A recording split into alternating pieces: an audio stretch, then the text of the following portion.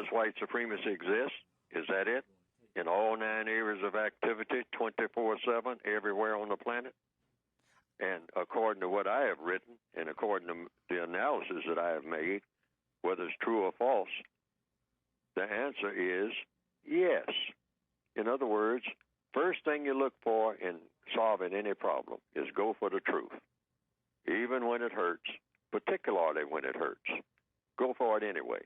You go to a doctor's office, first thing you want to know is, give me a diagnosis. That's why I'm in the doctor's office. I got a problem. Now, whether it's in politics or in medicine or anything else, in science, if you're going to solve a problem, you got to be straight up about it. You can't half-step. If you do, you start doing what people do when they're fooling themselves, and that's the essence of lack of self-respect. That also, something worse than that, and that is, that's not solving any problems.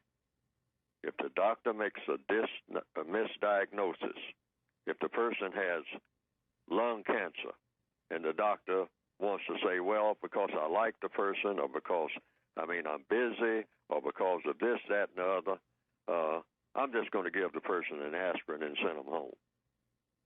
The person has lung cancer. An aspirin is not going to do it. So you got to make the correct diagnosis, and some people will go into a doctor's office. Most people don't like to. Some people will go in wanting a doctor to tell them something that's not so.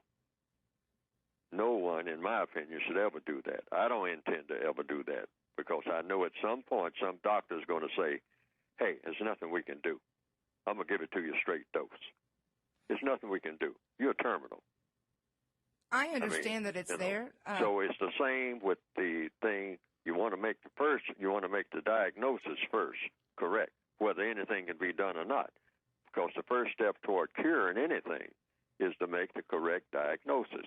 I'm saying, and people will disagree, but I'm saying all of the evidence shows, if you're looking for truth, the system of white supremacy is the dominant religious and political system on this planet now, 24/7, not half-stepping, not just going to some place called West Virginia and running into it every now and then.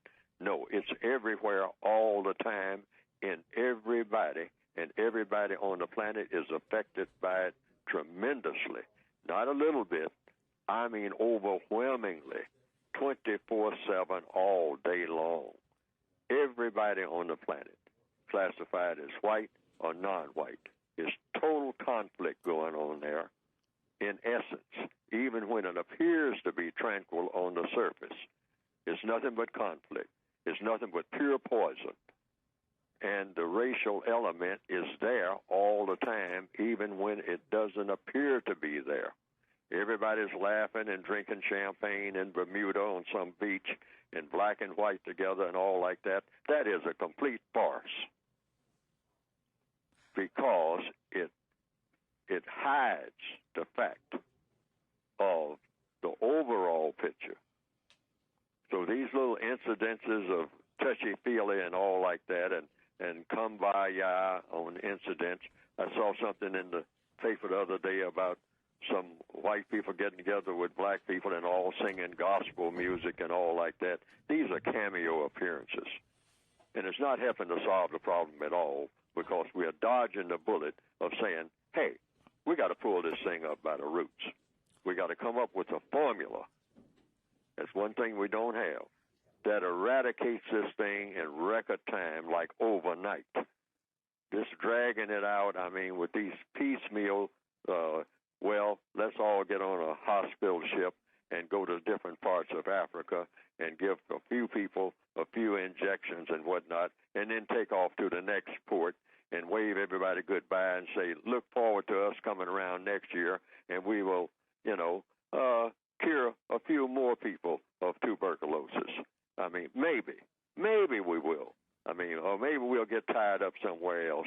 But we got good intentions. Well, good intentions on this thing is not cutting it.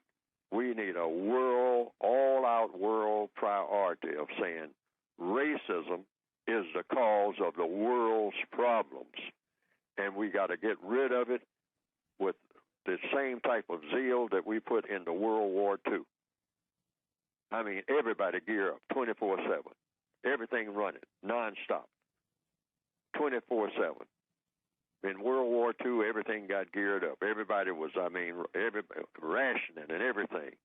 I mean, a lot of things you couldn't get on account of everybody was geared up to fight World War II. They said, there is no priority bigger than this. None. Don't even stop to talk for 15 minutes about anything else. Just sit down and rest for a little while and get back to that factory. Factories running 24 hours a day. This is the type of view that should be right now as we talk worldwide. Get rid of racism first, and then all the other little things that we have to do, we can take care of on our day off.